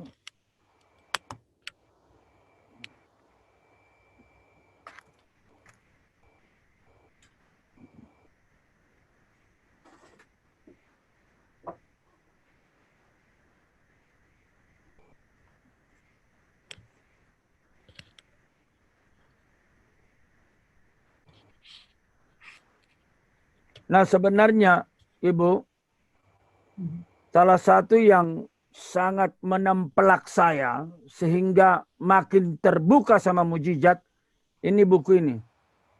Bukunya Profesor Craig Kinner. Jadi ini bukunya Bu, judulnya Ibu lihat kan, Miracles kan? Iya. 2 biji nih setebal ini Bu. Nah pernah kita undang ini oleh Perkantas, seminar Sola Scriptura. Ketika dia khotbah 2 hari tentang mujizat saja dan menjelaskan berbagai mujizat di bawah kolong langit di seluruh dunia di mana dia melayani, termasuk orang mati, ya bukan orang buta, termasuk orang mati, semua ditulis di sini. Maka dalam hati saya seperti Tuhan berbisik sama saya, anakku, hambaku, Craig Kinner menulis pengalaman mujizat 2 buku tebal. Kamu berapa lembar? Kayak mau nangis saya. Itulah karena profesor yang luar biasa pintar itu tidak mengandalkan otak. Dia terus berjam-jam berdoa kepadaku. Dan kau sudah merasa hebat dengan doktrinmu. Dan kamu mengurung saya, kuasa saya. Jadi misalnya kayak Bapak ini barusan. Dengan pertanyaan begini, udah ditutup kemungkinan mujizat kan? Sorry ya, kalau saya ngomong begitu. Tidak benar itu. Profesor Craig Evans, mana bukunya ya? Itu salah satu profesor dunia. Ada bukunya itu, The Reality of Jesus. Saya nggak siapkan di meja ya. Dia berkata apa? Dia pernah punya teman terbakar di mobil dan menurut analisa medis dia seharusnya mati. Setelah disiapkan semacam ini peti mayatnya, betapa terkejut mereka ketika diambil dari bekas puing-puing kebakaran mobil, dia perlahan bernafas. Dan Craig Evans berkata, we believe that is only a miracle. No alternative. We can explain, dia bilang gitu. Itu pasti karena mujizat. Jadi gitu Bu, tolong malam ini kita hentikan membatasi mujizat. Kalau mujizat adalah mujizat, yang mengerjakan siapa Bu Rati? Pastinya Tuhan, Pak. Nah, sekarang mana lebih susah bagi Tuhan Yesus? Membangkitkan orang mati, sama mencelikkan orang buta, sama menyembuhkan influenza. Lebih susah membangkitkan orang mati kali Pak, sama mencelikkan orang buta. Bagi Tuhan apa ada bedanya? Ya nggak ada. Sama saja gampang ya Pak, seperti menjentikan jari. Ya kan? Kan ibu memikirkan dari kacamata ibu kan? Maka lebih susah membangkitkan orang mati. Loh, tapi kalau bagi Tuhan, Ya nggak ada bedanya ya Pak. mana ada bedanya? Itu. Jadi dari 7 macam mujizat itu, kalau kita analisa, cuman kita kan nggak sempat. The nature of the miracle, ada itu yang sifatnya continuous, yaitu apa? Air menjadi anggur. Itu kan nyambung kan? Dari air yang H2O menjadi anggur, sedikit dirubah unsurnya, ingredientnya di dalam. Nah, Profesor Stulmacher, seorang ahli dari Tübingen berkata begini, makanya Bapak Ibu, kalau udah terbiasa minum anggur di restoran, kalian kan tidak tahu dari mana sumber anggur itu. Ketika kalian baca Yohanes 2, ingatlah bahwa anggur itu sumbernya Tuhan Yesus, kata dia gitu. Jadi bagi Tuhan Yesus, ada yang sifatnya continuous. Tapi ada pun sifatnya apa? Discontinue. Yaitu orang mati. Mati kan udah gak ada nyawa. Tiba-tiba hidup. Itu berarti apa? Cipta ulang. Sama juga 38 tahun. Secara medis, itu semua sel tubuh udah mati. Udah gak berfungsi. Lalu apa yang terjadi? Cipta ulang. Sama seperti, jadilah terang. Jadi. Nah, sekarang Bu, yang perlu kita kembangkan, how great is your Jesus? Ini yang penting. Bukan hanya teologi, tapi pengalaman. Saya yakin Pak Erlan udah ngalamin Tuhan Yesus. Karena saya mengenal Pak Erlan sejak lebih 10 tahun lalu. Tetapi, seberapa kaya pengalaman Pak Erlan bersama Yesus, growing day by day. Bertumbuh, bertumbuh, bertumbuh. Jadi jangan stuck mengenal Tuhan. Rasul-rasul juga bertumbuh kok. Kalau ibu melihat peristiwa Yesus menghentikan angin ribut, ada ayat begini, siapa orang ini? Sehingga badai dan topan tunduk kepadanya. Siapa orang ini? Artinya apa? Loh, kok tanya siapa? Lu kan murid, dia kan Yesusmu. Nah, itu pertanyaan menggambarkan apa? Kami belum pernah ngalamin Tuhan yang begini, kan begitu kan? Berarti bertambah terus, bertambah terus. Dan saya kira Bu, Tuhan belum kita alami sampai kepada kepenuhannya. Orang Paulus sendiri bilang apa? Sampai sekarang kita melihat seperti samar-samar. Coba, padahal Paulus udah sampai dibawa ke lapisan langit keberapa itu? Kaya banget pengalamannya. Makanya mari kita jangan berhenti mengalami Tuhan. Tapi memang rahasianya yang pertama apa? Jangan hidup dalam dosa. Itu Bu. Terus terang saya makin bertumbuh dengan mujizat ini. Saya takut berdosa karena apa? Itu akan mengurangi ketajaman kapasitas saya ngalamin kekayaannya. Ya dong. Misalnya kalau ibu ingin melimpahkan berkat kepada seseorang teman dekat. Maka rahasianya apa? Jangan dia berada di tempat yang ibu nggak suka. Betul nggak?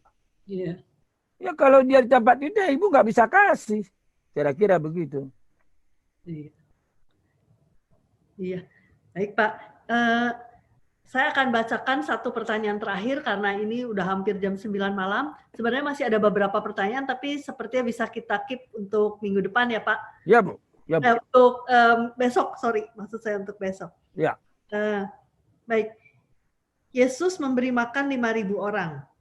Nah, rotinya ada lebih dari 12 bakul. Tapi ikannya tidak ada lebih. Apakah ada hubungan dengan ayat 11b? Demikian dibuatnya dengan ikan sebanyak yang mereka kehendaki. Sedangkan roti tidak ada kata-kata seperti yang mereka kehendaki. Apakah itu artinya sehingga Tuhan Yesus memberi lebih? Apakah Tuhan Yesus itu memberkati lebih daripada mereka yang tidak meminta? Bagaimana penjelasannya, Pak? Ya kembali ya. Di sini kita lihat kedaulatan Allah lah ya. Ya, bisa aja di dalam kedaulatan Allah itu mujizat rotinya jauh lebih banyak dia buat kan, karena bisa disimpan kan. Ya. Sedangkan ikannya kalau berlebih kan busuk. Kan sistem pengawet kayak kita sekarang belum so canggih sekarang kan dulu kan. Nanti berulat-ulat nanti. Ya. Soalnya gini Bu, Tuhan kan menjawab doa kita melebihi yang kita minta. Ya. Itu. Jadi kalau kita berkata, karena kita hanya minta roti, nggak minta ikan, maka dikasih roti, ikan nggak berlebih, nggak juga kan. Bahkan Tuhan berkata, dia memberikan yang apa namanya, yang tidak kau minta. Jadi yang kita minta tiap hari, coba ibu ingat. Yang ibu minta hari ini coba dicatat. Apa sih yang ibu minta? Hal-hal yang paling penting dalam hidup ibu belum tentu loh ibu minta loh. Misalnya, supaya jantungnya tetap berdenyut. Ada nggak diminta hari ini? Ya, nggak pernah Pak. Nah itu dia. Maaf kata Pak Erlan. Ada nggak Pak Erlan minta supaya bisa nelan neguk air bisa? Ada nggak? Iya. Ada kan? Tuhan memberikan yang terbaik buat kita. Iya, Ya. padahal kan itu penting kan Pak Erlan kan? Iya. Misalnya, tiap hari kita minum berarti tiap hari kita ke kamar kecil kan? Ada nggak Pak Erlan minta supaya buang air kecilnya lancar? Iya. Jadi Pak Erlan banyak banget yang kita tidak minta tapi dikasih Tuhan. Jadi saya sadar itu Pak Erlan setelah saya ke rumah sakit. Kadang-kadang saya melihat orang yang nelan 1 sendok air aja susahnya setengah mati. Ada juga kadang-kadang saya lihat orang, maaf kata sekali lagi, untuk kentut pun nggak bisa. Padahal dia penting kentut. Kalau udah kentut udah bagus. Jadi saya pernah diminta Pak Sagala tolong doakan supaya dia bisa buang angin. Itu tanda dia gimana gitu setelah selesai operasi gimana. Nah itu dia. Jadi kita buang angin setiap hari, kita mungkin marah. Padahal itu sirkulasi yang bagus dari tubuh. Ya misteri lah hidup kita ini, misteri lah. Mari kita syukurin aja. Iya. Tuhan dengar kita minta A, B, C, ya udah dikasih juga yang lain-lain yang kita tidak minta, tapi kita perlu gitu loh. Iya. Iya, Tuhan dalam hikmat bijaksananya memberikan yang paling baik ya Pak ya. Persis. Iya, kita nggak selalu tahu apa yang paling baik. Iya. Jadi kalau kita baca di Filipi 4 itu Bu, kan dikatakan mintalah segala sesuatu kan. Itu ayat terkenal kan. Jadi ini mungkin jadi penutup buat kita. Ya.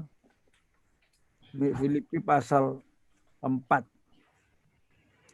Jangan khawatir akan apapun juga kan begitu kan. Itu ayat terkenal sering itu dikutip di gereja itu. Janganlah kamu khawatir akan apapun juga. Boleh tolong Ibu baca ayat 6? Ya, Filipi 4 ayat 6. Janganlah hendaknya kamu khawatir tentang apapun juga, tetapi nyatakanlah dalam segala hal keinginanmu kepada Allah di dalam doa dan permohonan dengan ucapan syukur. Iya, jangan khawatir. Apapun juga. Tetapi nyatakanlah dalam segala hal apa, Bu? Apapun juga. Apa? Nyatakan dalam segala hal apa? Keinginanmu kepada Allah. Keinginanmu kepada Allah. Ibu ingat ya. Iya. Pak Erlan boleh baca ayat 19. Jadi Bapak, ya Ibu dulu baca. Langsung setelah Ibu baca, langsung Bapak Erlan sambung ayat 19 supaya kelihatan bedanya. Iya. Yang tadi Allahku. Ibu dulu sekali lagi. Filipi 4 ayat 6. Jadi janganlah hendaknya kamu khawatir tentang apapun juga, tetapi nyatakanlah dalam segala hal keinginanmu kepada Allah dalam doa dan permohonan dengan ucapan syukur. Allahku akan memenuhi segala keperluanmu menurut kekayaan dan kemuliaannya dalam Kristus Yesus. Pak Erlan melihat bedanya enggak? Iya, Apa itu? Tuhan akan memenuhi segala menurut kekayaan dan kemuliaannya. Jadi Apa yang dipenuhi? apa yang kita minta dan apa yang kita tidak minta, Tuhan akan memberikan yang terbaik. Coba kata yang dibaca oleh Ibu tadi menggunakan kata apa? Segala apa? Keinginan. Permohon. Segala keinginan kan? Iya. Yang dikasih Tuhan segala keinginan. Segala kebutuhan. Segala keperluan kan? Kenapa nggak disebut Allah, aku akan memenuhi segala keinginanmu? Kan yang diminta kan itu. Iya, segala keperluanmu. Nah itu dia. Kenapa nggak dibalik? Jangan khawatir akan apapun juga, tapi nyatakan dalam segala hal keperluanmu. Seringkali kita nggak meminta yang kita perlu. Kita hanya meminta yang kita inginkan.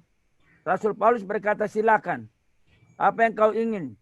Ingin emas, ingin berlian, ingin pesawat, ingin mobil baru, handphone baru.